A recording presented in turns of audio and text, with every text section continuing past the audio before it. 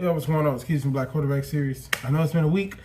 I've been trying to figure out where the content is going on for the summer, and we're gonna go ahead and do the top 10. So this video is probably gonna be kind of long. I got a lot to get out. Let's get into it. Top 10 Black Quarterback Series, honorable mention, Marlin Briscoe. Let's get it started. Injured Steve Tinsey and put on a wild show.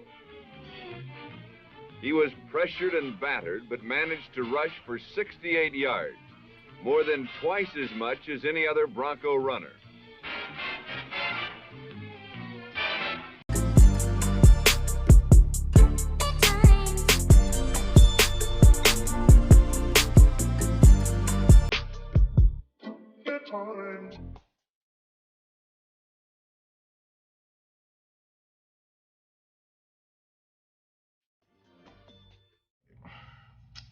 So, Marlin Briscoe, long story short, was the first black quarterback to start in an NFL game. All the way back in 1968. My grandfather was in his prime at that point, right? So, first starting African-American quarterback in NFL history, and it didn't start the way it started, how you expected it to start in 1968. Set records in college. I think if I'm putting it on the screen, he set 22 records in college, was just an absolute beast in college. But obviously, they didn't think he had the mental capacity to play the game. Skip talks about that.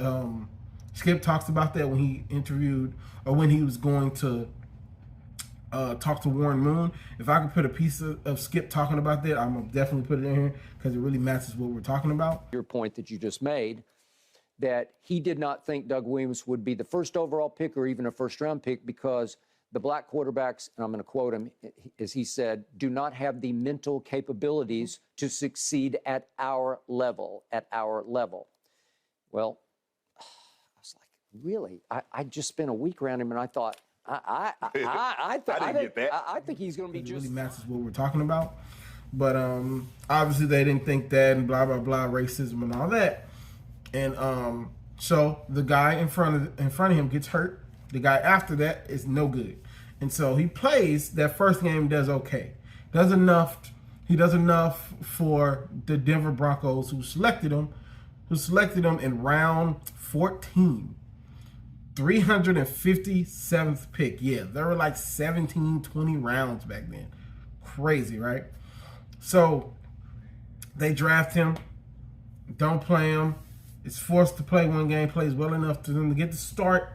So he gets the start and plays pretty well for 1968 standards. He was 12-29, 335 yards, 4 touchdowns, 2 interceptions.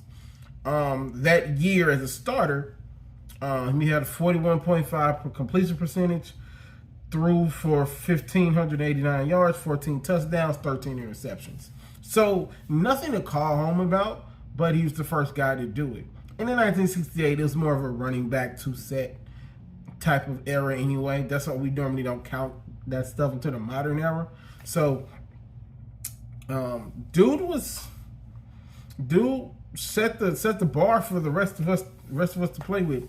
And also, he also had legs. So for his career, he rushed. Do I have him for that year? I do not have him for that year. So I'm gonna give you guys the career averages. So 49 attempts, 3 touchdowns, 336 rushing yards. So nothing to call home about. I just, as I'm reviewing some of the guys already, Lamar had more than that in one half of season, you know.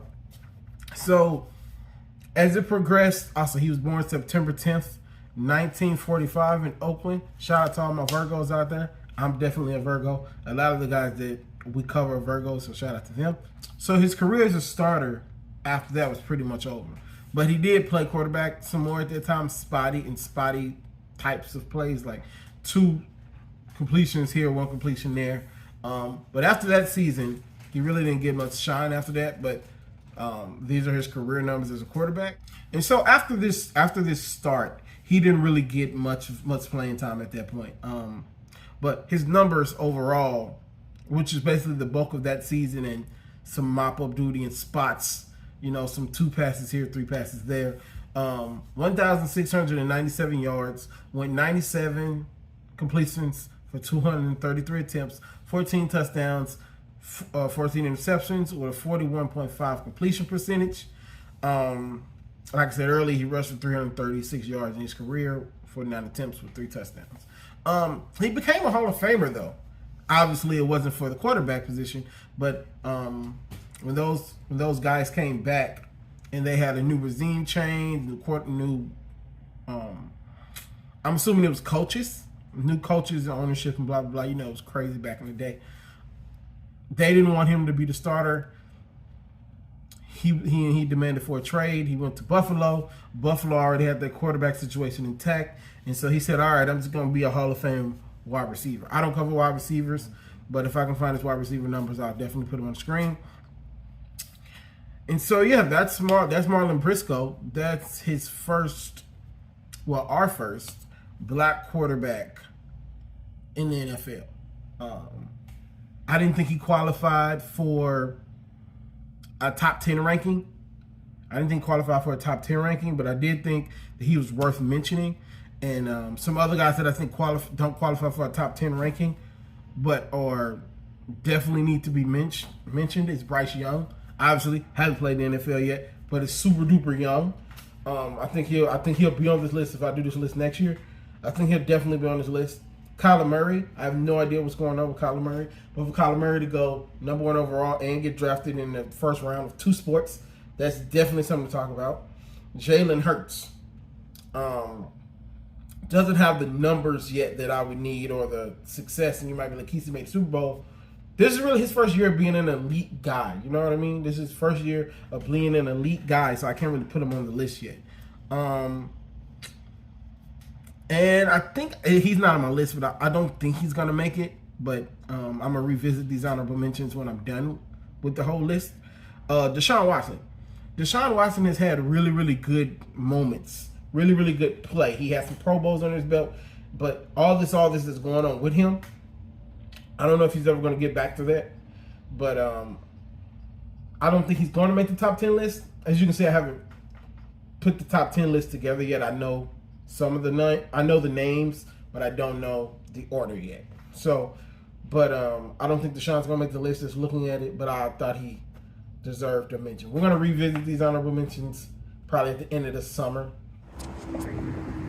Yo, what's going on? One more thing. I forgot, I don't know how I forgot this guy. Colin Kaepernick. Colin Kaepernick is also an honorable mention. Great run, made it to the Super Bowl. His resume is kind of like Cam's, but it's a little different. We all know Cam is probably going to make the list, but I just feel like Cap just adds to the list. If I was doing a top 15 list, I think Cap would have made the list at probably number 13 or 14, just based off his impact and how he had the whole league talking and his play on the field and how he got blackballed. So, Colin Kaepernick, honorable mention as well. Because this is going to be a gradual thing. This is going to take... This list is probably going to lead us up until the beginning of the football season. Because I'm not covering the top 100 this year because it's been trash forever. Well, it was trash last year. You put Tom Brady at number 1, knowing he was not the top player last year. So that's really all I got for you guys this week. Marlin Briscoe, first African-American starting quarterback. He tragically... I wasn't tragic. He died of old age, but he unfortunately passed away. I think it was last year, and I wasn't able to do a video on him. He was one of the first videos I ever did on this channel. But yeah, that's all I got. Rest in peace, Marlin Briscoe. Your legacy will be forever known, and we're gonna try the best to spread your legacy because not a lot of people know about him. So talk to you guys later. Peace. Reflected on what it was like to make history when we had a chance to speak with him last year. All the turmoil that was prevalent, in our world. And so, since so many changes that was happening, in our culture, the quarterback breakthrough as a black quarterback in our society just seems appropriate.